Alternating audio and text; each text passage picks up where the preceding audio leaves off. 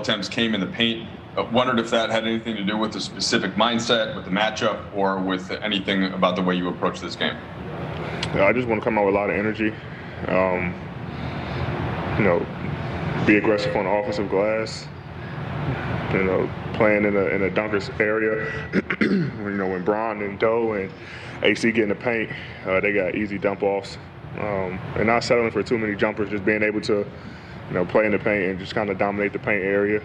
That was kind of my mindset coming into the game. Hey, Anthony, you said on the broadcast that you had a few nerves before the game, before the ball went up. I'm curious just how it felt different. It might have felt different from other postseason experiences you've had getting that first taste of the finals. No, it was just the finals. First time I'm experiencing this, so obviously you want to come out and play well, and you want to come out and win. Like I said, I've always put pressure on myself. I had the same thing game one of the Western Conference Finals as well. So, when the ball gets tipped up, all that goes away and it's just basketball, but everything leading up to it, you're very excited.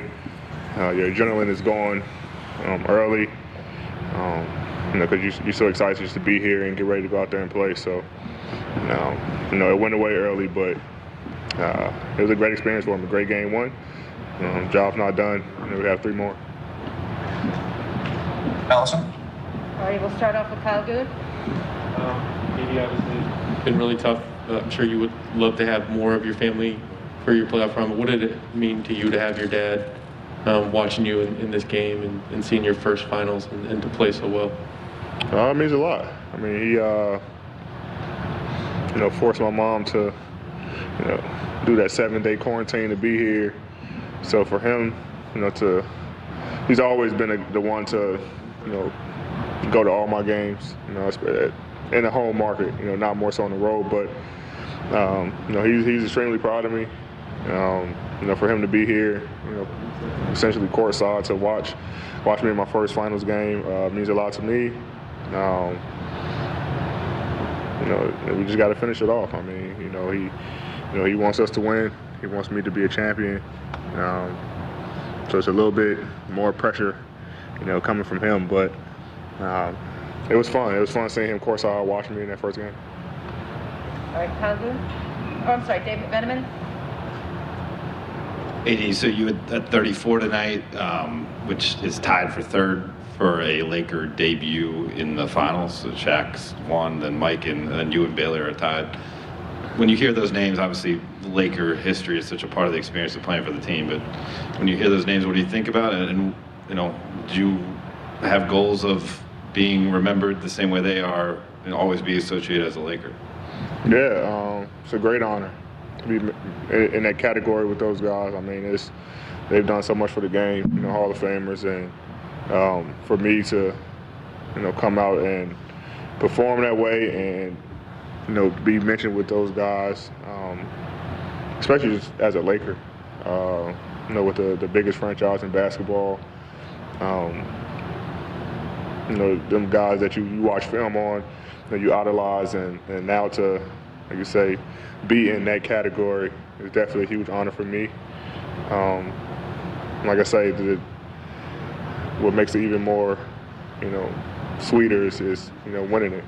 And so, obviously that's a great, honor, but I also want to be mentioned in categories with champions. So that's the next step. But the accolades along the way, the list I'm able to join along the way is definitely something you don't think about. It just kind of happens when you go out there and play, but it's definitely a great honor. All right, Dan? AD, you mentioned wanting to be aggressive. With their zone, are there, I think a lot of times with zone, people want to just shoot over them. Was that something that you guys really focus on, still finding seams and trying to get easy baskets? Yeah, I mean, this team plays a lot of zone. They play a lot of zone in the regular season, a lot of zone in the playoffs. So, and they've been very effective. They won series with playing zone, and we knew they were going to try to run zone against us. I mean, the 2 regular season games we played, they ran zone.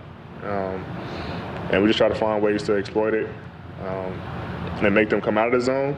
or they stay in it, you know, make them pay for being in zone. But they're a team who runs zone, who knows how to play it, and it's our job to find, you know, the gaps in the zone to be successful. All right, Chris Haynes.